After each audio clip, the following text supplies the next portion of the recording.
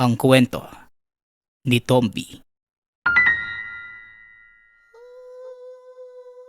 Ang kwentong ito ay hango sa totoong buhay. Mula ito sa isa nating tagapakinig na itago na lang natin sa pangalang Fidel. Taong 1967, probinsya ng Antique.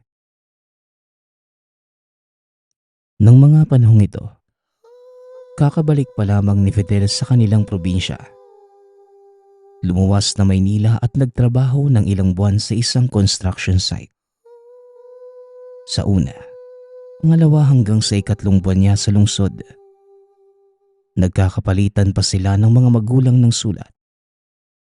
Napapadalhan niya din ito ng pera para sa mga pangangailangan. Ngunit nang sumapit ang ika-4 hanggang ika-7 buwan kung saan natapos na ang kontrata, wala na siyang ni isang natanggap na liham mula sa mga ito. Dito na pumasok sa kanya ang labis na pag-aalala. Kaya kinabukasan, matapos ang kontrata, sumakay na siya ng Roro pauwi sa kanilang probinsya.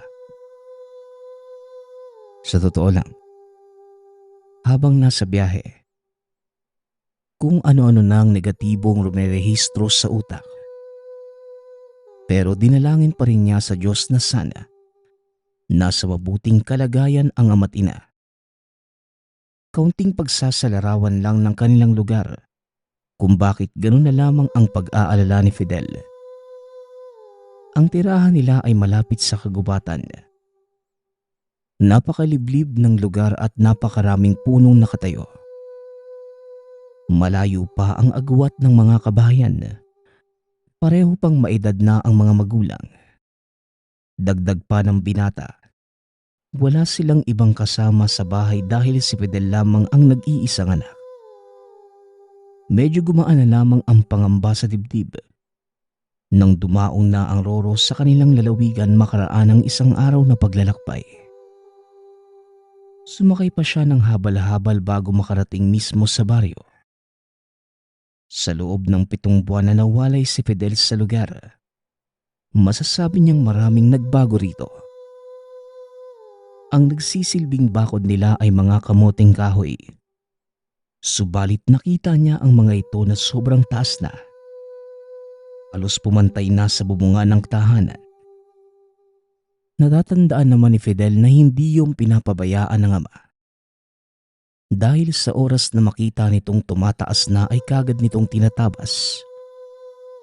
Hindi lang yun ang nagbago.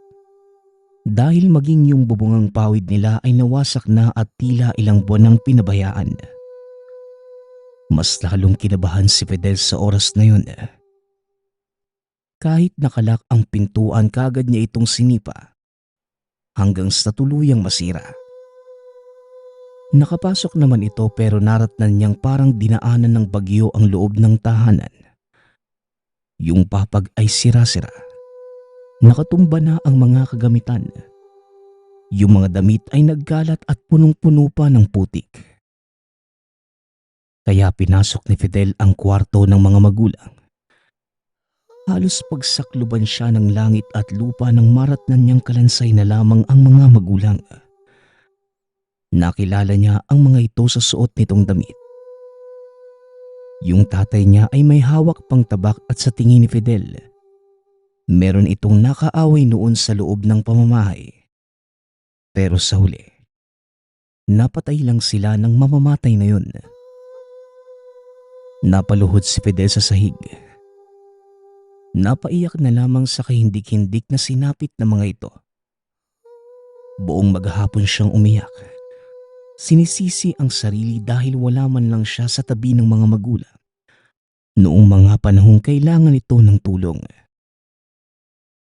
Sa nararamdamang pangungulila, dito umusbong ang galit ni Fidel at hangad niyang ipagiganti ang nangyari sa mga magulang. Noong hapong yun, ibinao na lamang ng binata sa lupa ang mga kalansay. Naglinis at nag-ayos ng tahanan hanggang sa sumapit ang gabi. Kinabukasan, Napagpasyahan ni Fidel na puntahan si Tandang Protasio sa kabilang baryo. Isa itong albularyo at may kakayahang humula sa hinaharap o kahit sa nakalipas. Nag-arkila pa siya ng habal-habal makarating lamang sa lugar. Nung naroon na siya, kumandok siya sa pinto pero yung apo nitong dalaga na si Barbara ang nagbukas sa kanya. Napangiti sa kanya ang dalaga. "O Fidel, anong sadya mo rito? Nakauwi ka na pala dito sa atin? Nung pumunta kasi yung mga magulang mo rito, 4 na buwan na ang nakalilipas. Nasa Maynila ka pa daw at nagtatrabaho. Kumusta na pala yung nanang at tatang mo? Ilang buwan na silang hindi napapagawi dito para magpahilot kay lolo eh. Tara, tuloy ka." Wika ni Barbara. Nang makapasok si Fidel, napabuntong hininga ito kaya nag-iba ang ekspresyon ng mukha ni Barbara. Sa totoo lang, may malaking problema, Barbara eh. Isang malaking problema na dagok sa buhay ko, na habang buhay kong pagsisisihan. Wala na ang mga magulang ko, Barbara. Huli na nang malamang kung patay na sila eh. May kumitil sa buhay nila. Pagka-uwi ko sa bahay, kalansay na nang makita ko sila. Naparito nga ako para makausap ang lolo mo eh. Alam kong siya yung nakakaalam sa sinapit ng nanay at tatay ko. Wika ni Fidel. Makikita sa mukha ni Barbara na sobra itong nabigla sa nabalitaan galing sa binata. Nakakagulat naman ang balitang yan. Diyos kong mahabagin. Yun pala ang dahilan kung bakit di na sila nakakabisita dito. Pasensya na kung hindi kami nakakapunta sa inyo ha. Si Lolo Protasio kasi, baldado na ang kalahati ng katawan niya. Na-stroke siya eh. Kami lang naman dalawa ang nasa bahay. Kaya dahil sa kalagayan niya, hindi na siya nakalabas pa dito. O siya, sige Fidel, sumunod ka sa akin. Puntahan natin si Lolo Protasio sa silid niya. Alam kong matutulungan ka pa rin niya. Wika ni Barbara. Sabay lakad papunta sa kwarto ni Lolo Protasio. Sumunod naman si Fidel. Pagkapasok nila sa kwarto, nakita ng binata na walang nagbago sa mga palamuti sa silid ng matanda. Sa bintana ay maraming bawang, buntot pagi at makabuhay ang nakasabit.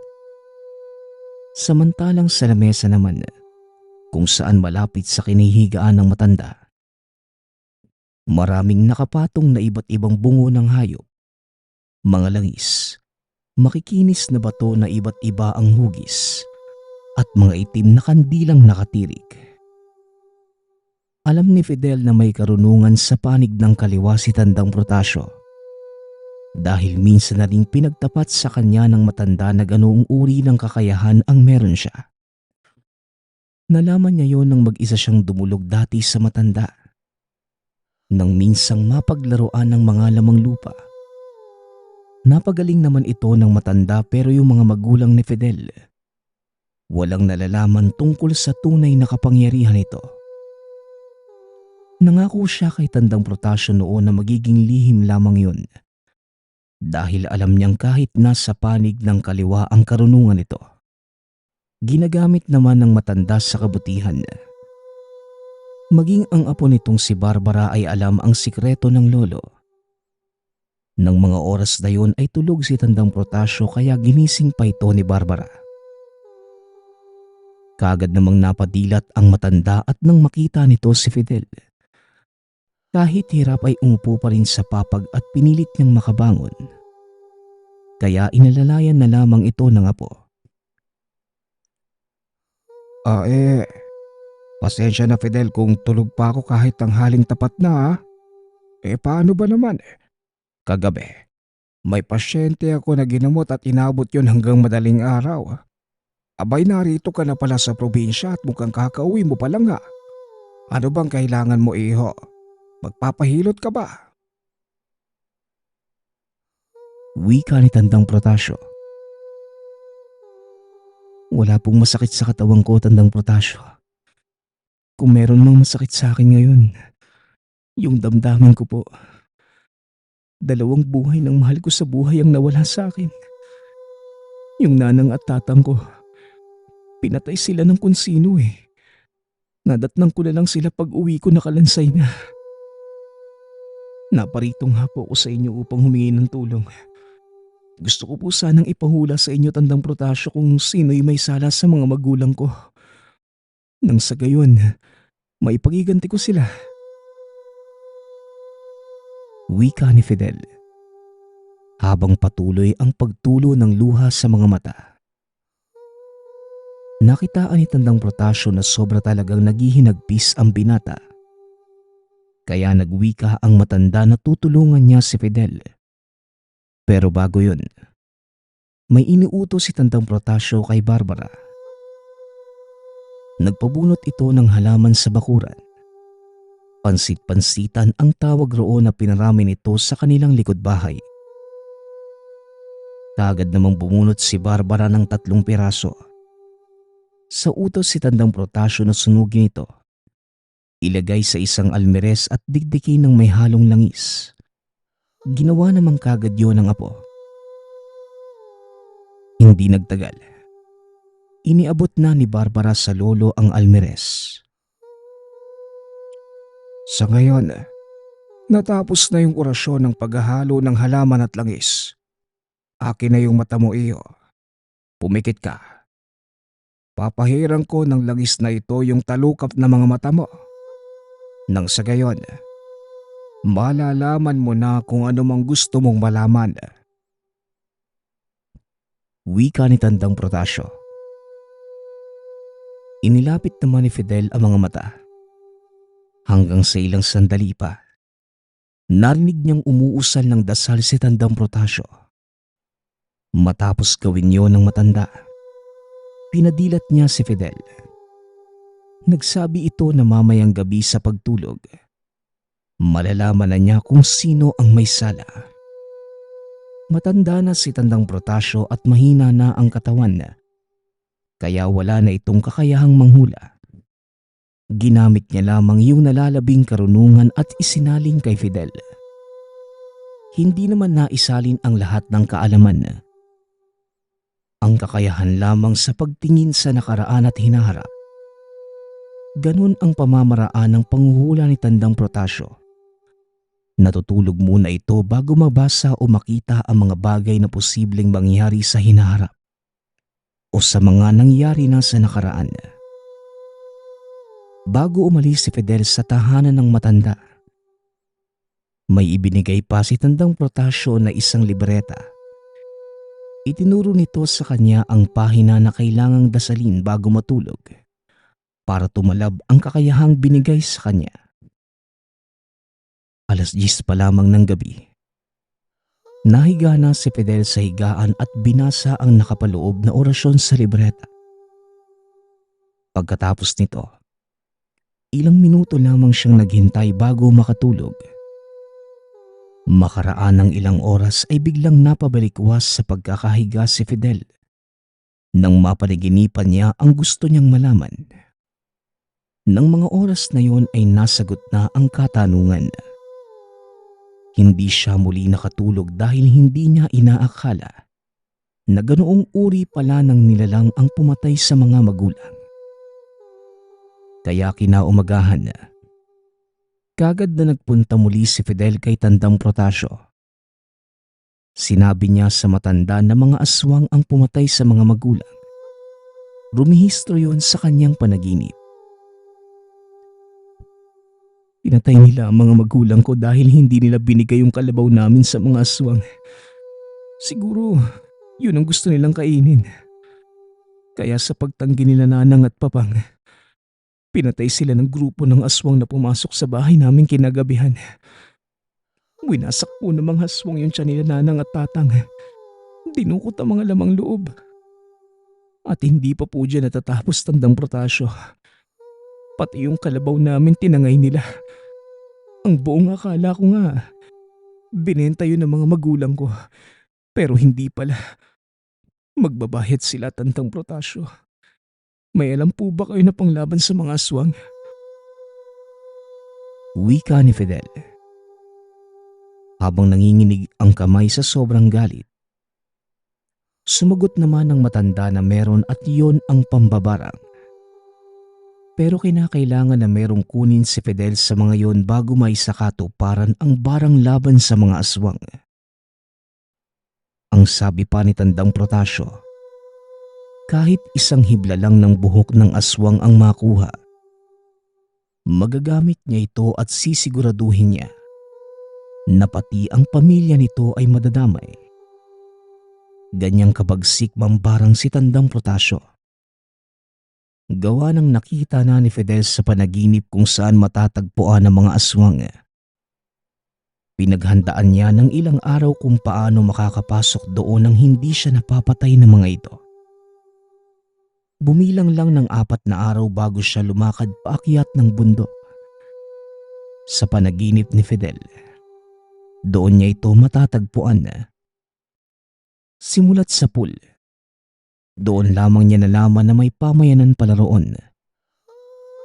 Umakyat siya noong bandang hapon at magtatakip silim na nang makarating siya sa maliit na pamayanan. Mga normal naman ang itsura ng mga tao doon. Hili-hilera ang pagkakaayos ng mga kubo. Pero habang naglalakad at nagmamanman sa mga taong nakatira, may naalala si Fidel na isa pang bilin sa kanya ni Tandang Protasyo. Ang sabi nito sa kanya, magdala siya ng maliit na salamin para doon niya tignan kung yung mga tao ba roon ay aswang o hindi. Naikwento sa kanya ni Tandang Protasyo, makikita ang tunay na itsura ng aswang kung ito'y titignan mo sa salamin. Yun nga ang ginawa ng binata. Pasimple itong tumapat sa harapan ng kubo ng isang manang na nagsasampay. Inilabas niya ang maliit na salamin sa bulsa ng pantalon. Nawindang si Fidel nang makita ang tunay na kaanyuan ng matandang babaeng yun. Sobrang haba ng namumuting buhok nito na halos sumayad na sa lupa. Kulay itim ang buong balat. Makapal ang mga kilay. Nanlilisik ang solidong itim na mga mata at nakalaylay ang mahabang dila nito na umaabot hanggang sa dibdib. Ngunit sa hindi inaasahang pagkakataon, kagad siya nitong napansin. Mabuti na lamang ay mabilis niyang naitago ang salamin sa bulsa. "Oh, iha, napadaan ka yata rito At teka, parang ngayon lang kita nakita dito. Dumayo ka lang ba rito? At anong kailangan mo?" Tanong sa kanya ng matandang babae. Kahit natatakot si Fidel, alam niyang aswang yung matanda. Medyo lumapit pa rin siya dito nang walang pag-aalinlangan. Nakita niya na unti-unting naglalaway ang matanda habang nakatitig sa kanya. Tinitignan siya nito mula ulo hanggang paa. Manang, gusto ko lang po sanang tanungin kung saan po yung pinakamalapit na karinderya. Gusto ko lang po sanang kumain Wika ni Fidel. Pero ang totoo, pupuntahan niya lamang yun para may kunin sa mga ito. Yung magkapatid na yon ang nakita niya sa panaginip. Nagmamay-ari ito ng isang karinderya. Matatagpuan sila rito hindi kalayuan sa aking tirahan. Maiba tayo. Alam mo ba bata na napakabango ng lamang loob mo? Lalong-lalo na yung atay mo. Wika ng matandang babae. Habang patuloy ang paglabas ng masaganang laway sa bibig. At sa hindi malamang dahilan, dumoble sa laki ang mga mata nito at bahagya pang nagliliwanag sa papadilim ng paligid. Lumala rin ang pagtulo ng malapot na laway nito sa bibig. at sa paglapit ni Fidel ng husto sa kubo ng matanda, dito niya lamang napagtanto kung ano yung sinasabit ng matanda sa sampayan. Ang akala niya kanina ay mga pinatuyong isda lamang para gawing tuyo. Pero nagkakamali siya dahil mga daliri ito, tenga at dila ng tao. At sa muli niyang pagsulyap sa matandang babae, nakita niya na nagbagong anyo na ito. Ang itsura ay kagaya ng nakita niya sa salamin kanina. Mukha na itong demonyo. Punong-puno ng makakapal na balahibo ang buong muka. Nanlilisik ang itim na mga mata habang nanginginig pa ang ulo. Dahil papalusob na sa kanya ang aswang, nagmamadali niyang binunot ang kutsilyong nakasukbit sa pantalon. At bago tuluyang umalis kanina, inorasyonan niya ang kutsilyong yon at pinahiran pa ng katas ng bawang. Kaya nang undayan siya ng kalmot ng aswang, mabilis siyang umilag. Pagkatapos si Fidel naman ang umatake. Dali-dali niyang itinarak ang kutsilyo sa dibdib. Kaya napainda ang aswang na malakas at bumagsak sa lupa habang nangingisay. Nagtagal lang ng ilang segundo. Kagad nang namatay ang matanda at namutla ang buong balat nito na tila naubusan ng dugo. Kaya binunot na ni Fidel ang nakabaon sa dibdib. Kagad na siyang umalis sa lugar na yun para puntahan ng magkapatid na pumatay sa mga magulang. Kagad niya namang nakita ang karinderya ng mga ito. Nag-order pa ang binata ng adobong baboy at dinuguan. Kagad naman siyang pinagbalot ng isa sa mga magkakapatid habang nakatitig sa kanya na tila kinikilatis.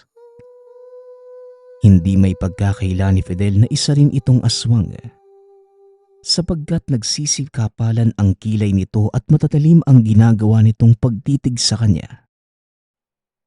Sa tuwing hindi siya nakatingin sa lalaki, nakikita niya sa gilid ng mga mata na tila may dalawang mapulang liwanag sa taas na mukha nito.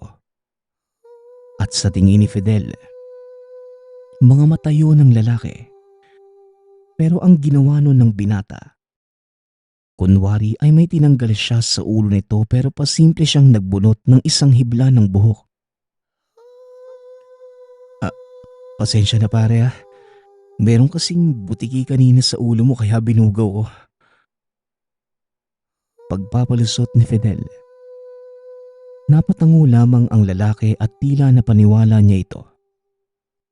Nang maiabot na sa kanya ang pinamili, kagad itong nagbayad at dali-daling umuwi si Fidel sa tahanan. Noong nasa bahay na ang binata, naghiwa siya ng kalamansi at pinatak sa ulam na binili. Kitang-kita niya nang magbago ito ng anyo. Yung adobong baboy matapos niyang patakan ng kalamansi, naging isang tumpok ito ng sariwang mata at abdo ng tao na lumulutang sa dugo. Samantalang yung dinuguan naman, matapos mapataka ng kalamansi, naging tenga ito at bituka ng tao na hiniwa sa maliliit na peraso. Lumulutang rin sa napakasangsang na dugo. Dito niya nakumpirma na talagang mga aswang ang mga yun. Kaya nung sumunod na araw, ibinigay na ni Fidel kay Tandang Protasio ang hibla ng buhok na nakuha niya sa lalaki. Pero bago gawin ang orasyon, pinahuli muna siya ng matanda ng mga insekto. At yung napili ni Fidel na insekto, mga alakdan at talupihan na nakuha niya sa ilalim ng mga bato at sa nabubulok na punong kahoy. Gumawa ng 3 manika ang matanda. Nilagay niya yon sa tigi-isang garapon na naglalaman ng mga insekto. Nagdasal ito ng taimtim habang pinalilibutan ng itim na kandila. Nagtagal yon ng 2 oras at maya-maya lang, nagsalita na si Tandang Protasio.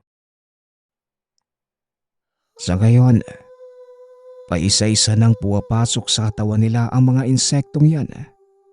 At kung mapapansin mo sa loob ng bote, Unti-unti nang nababawasan ang mga alakdan at alupihan. Sa mga oras na ito, nararamdaman na nila ang bagsik ng barang. Wika ni Tandang Prodasyo. Eh, Paano ko malalaman, Tandang Protasyo, na patay na sila? Gayong bawal na ako pumunta roon. Alam na siguro nila na ako'y nagpabarang. Ako lang naman yung dayuhan na tumapak sa lugar nila eh. Tanong ni Fidel. May ibinigay na langis si Tandang Protasyo sa binata at ang sinabi nito sa kanya, sa oras na ipahid niya sa katawan ang langis na yun, hindi siya mapapansin ng mga aswang. Dahil ang klase ng langis na yun ay pampabulag sa mga elementong ito. Kaya nang sumunod na araw, muling umakyat sa kabundukan si Fidel para masuri kung talagang namatay na ang tatlong aswang na kumitil ng buhay ng mga magulang. Tama nga ang sinabi ni Tandang Protasyo. Hindi siya napansin ng mga aswang na nakikilamay doon dahil sa pinahid na langis sa buong katawan. Para bang bulag ang mga ito at hindi siya nakikita o naaamoy. Nilapitan ni Fidel ang tatlong kabaong at nasilip niya ang bangkay ng tatlong lalaki. Butas-butas ang balat ng mga ito. Tila dinaanan ng pagkarami-raming insekto at maging ang sisidlan ng mga mata ay nabutas din. Nangingitim na rin ang mga kutis at ramdam niyang pinahirapan talaga ito ng mga insekto. Nakaramdam ng tuwa doon si Fidel dahil sa wakas, naipagiganti niya ang mga magulang. Pero hindi na kontento doon si Fidel. Gusto niyang maubos ang lahi ng mga aswang. Kaya habang hindi siya nakikita ng mga ito dahil sa pinahid na langis, binunot niya ang kutsilyo at isa-isang sinaksak ang mga bisita doon. Nang makita ng mga ito na bigla-bigla na lamang bumubulagta sa sahig at may tama na sa dibdib ang mga kasamahan, nagbagong anyo ang ilan bilang mga asong itim na merong nagbabagang mga mata. Pero dahil hindi siya nito makita, wala pa rin ligtas ang mga aswang sa kanyang kutsilyo. Kaagad niyang napuksa ang lahat ng mga aswang na mag-isa sa loob ng ilang oras. May kaunting galos man siya sa katawan at may malalim na sugat. Ayos lang dahil sa wakas, naipagiganti niya ang ama't ina. 4 na araw ang lumipas. Mabilis na kumalat ang balita sa lugar. Nilusob ng rebelde ang maliit na komunidad na matatagpuan sa kabundukan. Dahil lahat ng mamamayan roon ay pinagpapatay. Pero lingid sa kaalaman ng mga tao, lalong-lalo na sa mga otoridad na nag-iimbestiga sa kasong yun, si Fidel ang gumawa nun at wala silang kamuwang-muwang na mga aswang ang nakatira sa kabundukang yun. Ang susunod nating kwento ay mula sa isa nating tagapakinig. Naitago na lang natin sa pangalang Carlo. Taong 1994. Probinsya ng Samar. Simple lamang ang kanilang pamumuhay sa lugar. Dahil maliit lamang ang bayan ay halos magkakakilala ang lahat ng tao. 2 na lamang sila ng nakababatang kapatid na si Diana sapagkat maagang namatay ang ama. Samantalang sumama naman sa ibang lalaki ang nanay nila. Kaya si Carlo na ang nagsilbing ina at ama sa kapatid. Kaso nga lang, kahit ginagawa na ni Carlo ang lahat ng makakaya ay hindi pa rin ito sapat upang matustusan ng pang-araw-araw nilang pangangailangan. Kaya naman napilitan siyang patigilin muna si Diana sa pag-aaral. Kuya, andiyan ka na pala? Kakatapos ko lang sa mga gawaing bahay at nakapagluto na rin ako. Tara, sabay na tayong kumain. Wika ni Diana habang pinaghahain ang kapatid. Salamat Diana. Pasensya ka na, kailangan kitang patigilin muna sa pag-aaral ha. Hindi na kasi talaga kaya ng kinikita kong mabayaran yung pag-aaral mo eh. Pero huwag ka mag-alala. 1 taon lang naman kita patitigilin para lang makapag-ipon ako. Wika ni Carlo. Ano ka ba kuya? Naiintindihan ko naman at nagpapasalamat nga akong nandiyan ka eh. Kahit wala na si nanay at tatay, nandiyan ka pa rin para alagaan ako. Ang dami mo ng sinakripisyo para sa akin kuya. Tumigil ka sa pag-aaral para makapagtrabaho at matustusan yung pangangailangan natin. Kahit nahihirapan ka. Kaya natin to kuya. Basta magtutulungan tayo sa hirap at ginhawa. Makakaahon rin tayo. O siya, tama na nga ang drama. Kain na tayo kuya. Tugon ni Diana.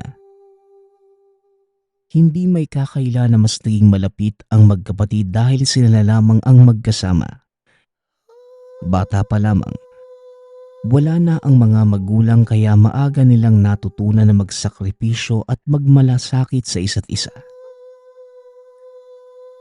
Kumusta pala ang trabaho kuya? Pinahirapan ka na naman ba nila? Tanong ni Diana. Huwag mo na isipin yun Diana. Hindi na kasing hirap ang trabaho ko ngayon kumpara noon. Nasanay na rin ako at syempre, kailangan natin magtiyaga, di ba? Kapag walang tiyaga, edi walang adobo. Wika ni Carlo. Ikaw talaga kuya?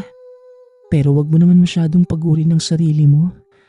Baka naman kalaunan, kalusugan mo naman ang masakripisyo ha? Muling wika ni Diana. Naku, huwag mo nang isipin yun. Ikaw naman, kumusta?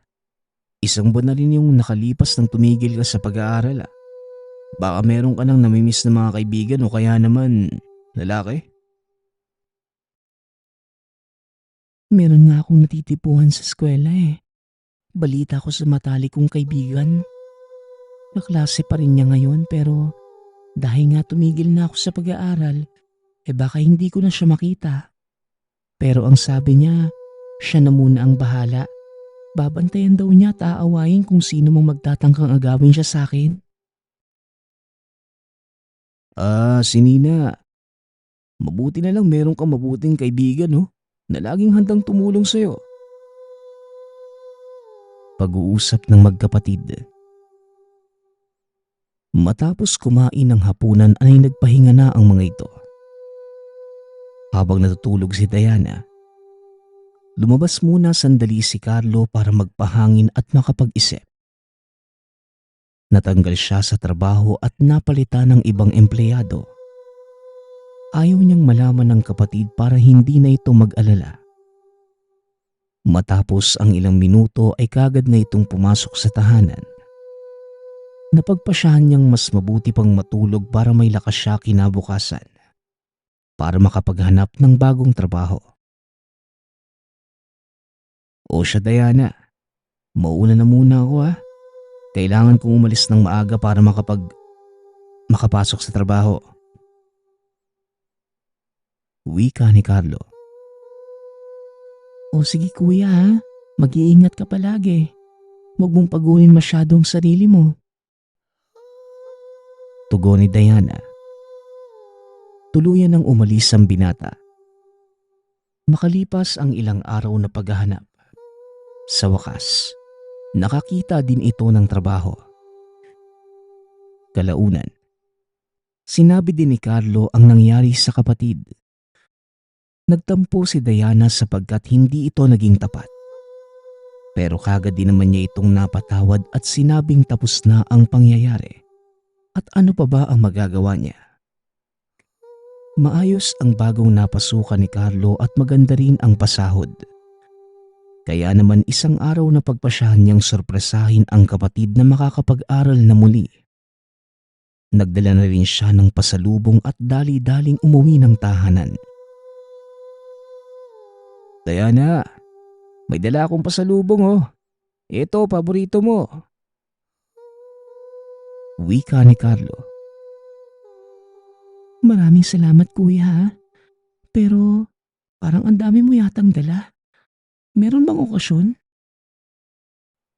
Tanong ni Diana. Wala naman.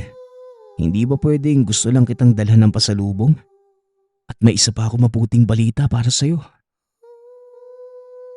Wika ni Carlo. Ano po yung kuya? Pwede ka nang pumasok ulit bukas. Mag-aaral ka na ulit. Talaga ba kuya? Naku, maraming salamat. Napakaswerte ko talaga na meron akong napakabuting kapatid katulad mo. Wika ni Diana. Sayang niyakap ang kapatid. Kinabukasan. Kagad nang pumasok sa eskwela si Diana at dumiretso naman si Carlo sa trabaho. Lumipas naman ang araw na walang masyadong ganap at kagad ding umuwi. Nasa labas pa lamang si Carlo nang marinig ang kapatid na umiiyak. Kaya naman binilisan niyang pumasok para alamin kung ano ang nangyari. O Diana, bakit ka naman umiiyak? Anong nangyari sa'yo? Tanong ni Carlo. Traitor siya kuya. Si Nina. Hayop siya. Nakita ko silang magkasama. Sabi ng mga kaklase ko na sila na daw ni Nina. Alam naman niyang gusto ko yung lalaki. Bakit inagaw niya sa akin? Kaibigan ko pa naman din siya. Wika ni Diana. Ano? Si Nina inagaw yung natitipuhan mo? Naku, hindi nga maganda yan ah. Huwag kang mag-alala Diana. Marami pa namang ibang lalaki dyan eh. Makakahanap ka rin ng ibang kaibigan na hindi ka lolokohin katulad ni Nina. Ang magandang gawin mo ngayon, mag-focus ka muna sa pag-aaral mo. Makakapaghintay ang pag-ibig at napakadaming tao sa mundo. Hindi lang naman siya yung nag-iisang lalaki. Marami ka pang pwede maging kaibigan. Payo ni Carlo. Pero kuya, siya lang po yung gusto ko. At matagal nang alam ni Nina yun. Anong klaseng kaibigan siya? Hayop siya. Wika ni Nina habang patuloy sa pag-iyak. O siya, tama na. Bukas na bukas din mababawasan ang sama ng loob mo. Habang lumilipas ang panahon makakausad ka din. At tignan lang natin kung ano ang mangyayari. Tandaan mo Diana, makakapaghintay yan kaya sa ngayon, pag-aaral mo muna ang unahin mo. Wika ni Carlo at pinatulog na ang kapatid. Kinabukasan, hinatid niya si Diana sa paaralan at dumiretso kagad sa trabaho. Lumipas pa ang ilang araw at napansin niya ang pagbabago sa kilos at ugali ng kapatid. Madalas na itong nakikitang malungkot o kaya naman iritable. Bihira na lamang ngumiti at tila hindi na niya muling narinig ang tawa ni Diana. Oy Diana, ayos ka lang ba? Nag-aalala na ako ha. Habang tumatagal parang hindi na kita nakikitang masaya. Kung iniisip mo pa rin yung lalaki at si Nina, huwag mong sayangin yung panahon mo sa kanila. Hindi lang naman sila ang nag-iisang lalaki o kaibigan sa mundo eh. Parang awa mo na Diana. Umusad ka. Marami pang masigit pa sa kanila. Ang atupagin mo ngayon, yung pag-aaral mo. Hindi ko pinupulot ang pera sa daanan Diana ha. Pinaghihirapan ko yan. Wika ni Carlo. Hindi mo alam yung nararamdaman ko kuya. Hindi naman ikaw ang nakakita sa traidor kong hayop na kaibigan na masaya sa ginagawa niya sa akin eh. Hindi mo alam yung sakit na araw-araw ko silang nakikitang magkasama. Hindi ganun kadaling umusad kuya. Lalo na't palagi nilang pinapaalala na nawalan ako ng kaibigan at pag-ibig. Tugon ni Diana. Diana naman, sila ang nawalan, hindi ikaw. Nawalan si Nina ng napakabuting kaibigan. At yung lalaking yun nawalan ng pagkakataong makilala ang isang napakaganda, mabait at matalinong babaeng katulad mo. Huwag mong isipin na ikaw ang nawalan dahil hindi yan totoo. Naiintindihan mo ba? Wika ni Carlo. Hindi na muling nagsalita pa si Diana at paglipas ng ilang araw. Napapansin ni Carlo na tila palala ng palala ang kalagayan ng kapatid. Hindi lamang sa pisikal na aspeto, kundi pati na rin sa pag-uugali. Sobrang iritable nito at hindi na naaalagaan ang sarili. Walang nagawa si Carlos sapagkat kahit anong tulong ay hindi nakikinig ang kapatid. Ipinagdasal na lamang niya na sana makausad na ito at bumalik na sa dati. Hanggang sa isang araw, may usap-usapan sa barangay na may babaeng nakulam. Nagkaroon ng pantalang balat at pumangit ang itsura nito. Hindi rin ito maipaliwanag o magamot ng mga doktor.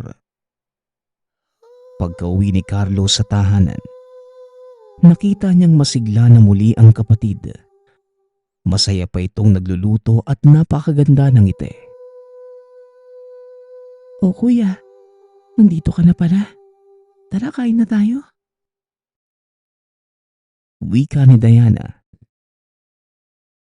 Aba, masaya ako makita ang ganyang ka, Diana. May nangyari bang maganda kaya masaya ka? Tanong ni Carlo. Meron kuya. Sobrang saya ko talaga ngayon. Di mabuti. Gusto mo bang magkwento? Sabihin na lang natin na merong hayop na nakakuha ng nararapat sa kanya. Tugon ni Diana habang masayang nagsasandok ng pagkain. Biglang napatigil si Carlo. Teka, anong ibig mong sabihin, Diana? Huwag mo sabihin may kinalaman ka sa kumakalat na balita ngayon tungkol sa babaeng nakulam, ha?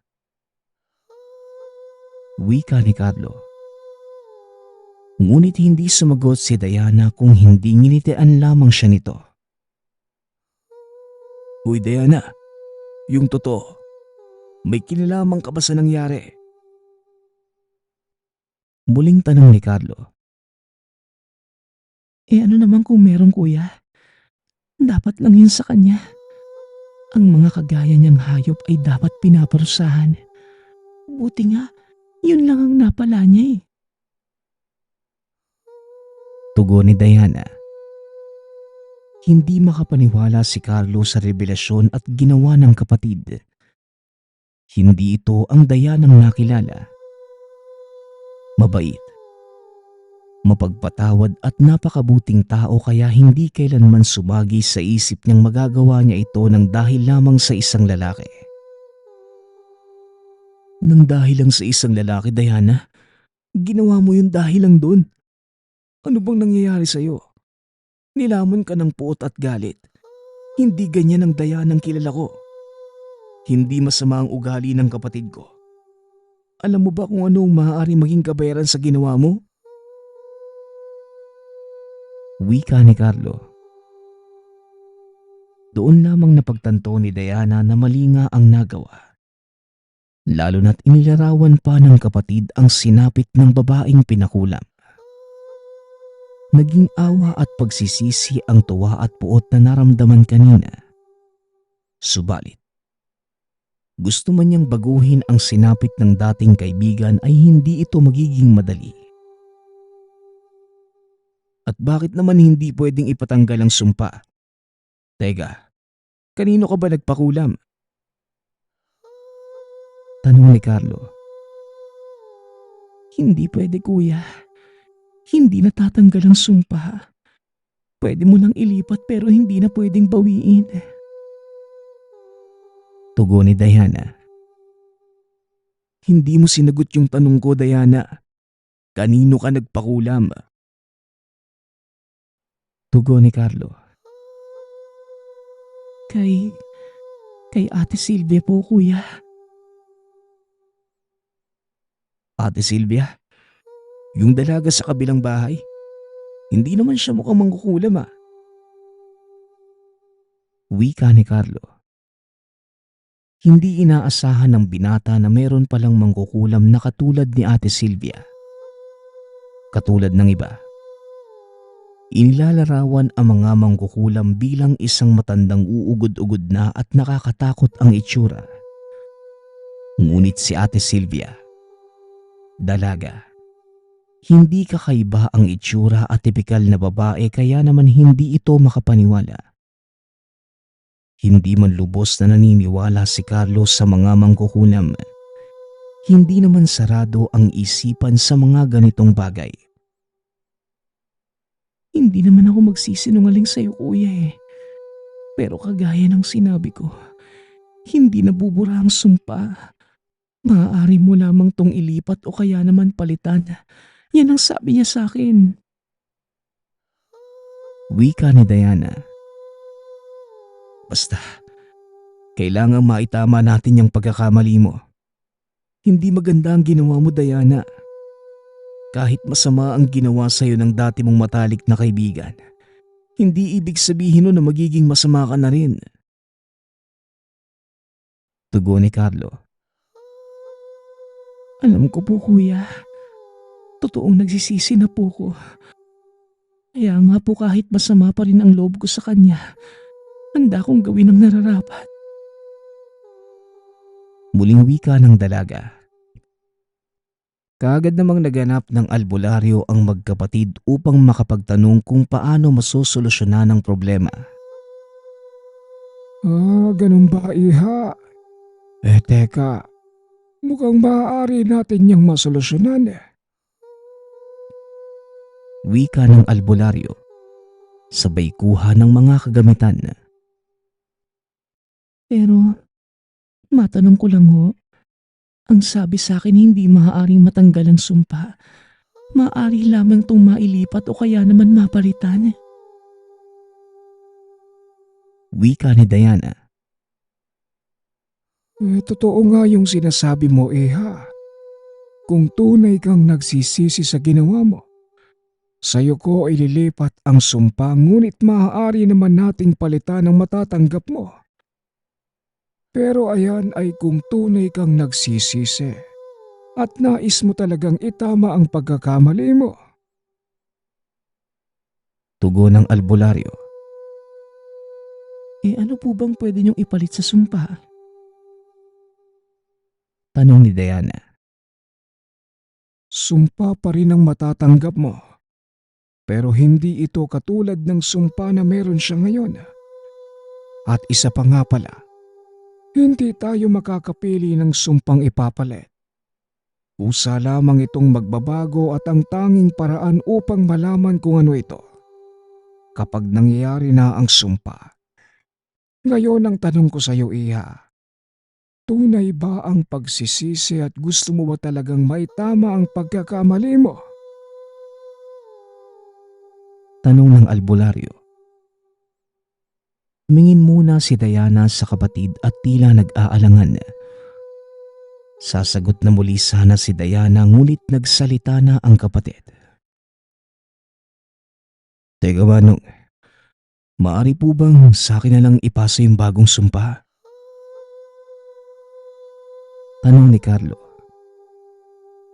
Hangako sa katapangan at malasakit mo, iho. Pero sinasabi ko na sa inyo, hindi natin alam ang ipapalit sa sumpa. Kaya siguraduhin niyo muna na buo ang loob at desisyon niyo. Dahil hindi ito biro lang. Tugon ng albularyo. Huwag kuya, huwag mong saluhin yung kasalanan ko. Hayaan mo kung itama ang pagkakamali ko. Nagsisisi po ako taos pusong humihingi ng kapatawaran. Kaya kung ano man ang panibagong sumpa, handa akong tanggapin yun. Wika ni Diana. Wala nang nagawa pa si Carlo sa pasya ni Diana. Kaya naman tinuloy na ng albularyo ang ritual upang mailipat at mapalitan ng sumpa. Matapos ang ritual, umuwi na ang magkapatid. Huling sinabi ng albularyo sa dalawa na pagkatapos gumaling ng isinumpa, ihanda na nila ang sarili sa bagong paparating. Makalipas ang ilang araw, nabalitaan nilang gumaling na ang babaeng sinumpa kaya naman hinanda na ni Diana ang sarili. Kuya, pasensya ka na ha. Imbes na makatulong, nakadagdag pa ako ng problema. Hiling ko na sana mapasakin ng isang lalaki at nang hindi yun natupad. Hiniling ko naman ang masamang kapalaran sa trumaydor sa akin. Wika ni Diana. Ano ka ba, Diana? Tao ka lang at may nararamdaman. Mali man yung ginawa mo pero ang importante, nagsisisi ka na at tinama na natin yung pagkakamali mo.